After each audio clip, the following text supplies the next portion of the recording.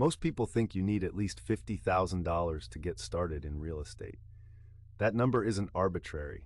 It roughly reflects a 20% down payment on a median-priced home in many parts of the country. And for most people under 40 today, that number feels completely out of reach. So they wait. And while they wait, they miss years of potential compounding. But here's what the real estate industry doesn't advertise loudly enough. You don't need a mortgage to invest in real estate.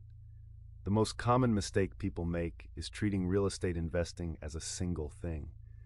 They hear real estate investing, and they picture owning a rental property, dealing with tenants, fixing leaky pipes at midnight.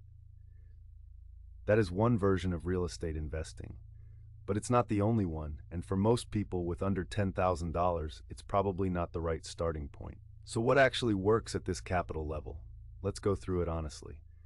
The first option is publicly traded REITs, real estate investment trusts. A REIT is a company that owns income-producing real estate, things like apartment buildings, commercial properties, data centers, or warehouses. When you buy shares in a REIT, you're buying a fractional ownership stake in that portfolio. By law in the United States, REITs are required to distribute at least 90% of their taxable income to shareholders as dividends. You can buy a single share of many REITs for under $100, and you can hold them inside a tax-advantaged account like a Roth IRA. According to data from the National Association of Real Estate Investment Trusts, publicly traded REITs have delivered an average annual total return of roughly 11.4% over the 25-year period ending in 2024. That's not a guarantee of future performance. It's a historical data point. Markets go down. REITs can and do lose value, especially in rising interest rate environments, which we saw clearly in 2022. But over long time horizons, the data is reasonably encouraging. The second option is real estate crowdfunding platforms.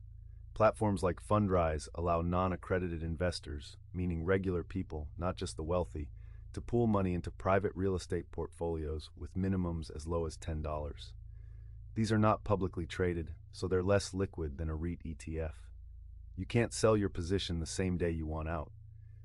Fundrise has published its historical returns, which have varied year to year, with some years showing single-digit losses and others showing double-digit gains. The long-run average they've reported hovers around 8 to 10%, but that data comes from the company itself, so treat it with appropriate skepticism and read the fine print carefully. The third option, and the one most beginners overlook, is simply a low-cost REIT index fund inside a brokerage account.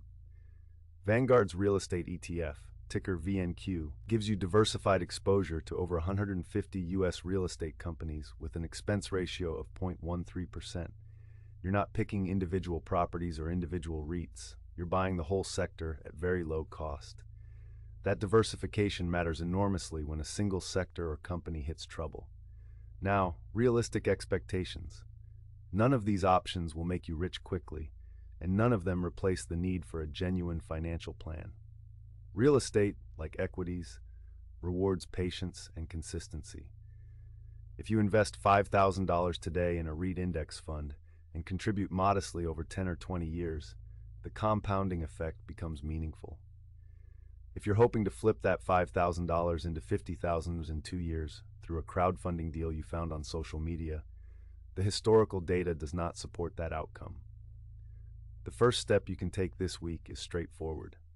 Open or log into your brokerage account, look up VNQ or a comparable real estate index ETF available in your country, read the fund's fact sheet, and understand what you're actually buying before you put a single dollar in.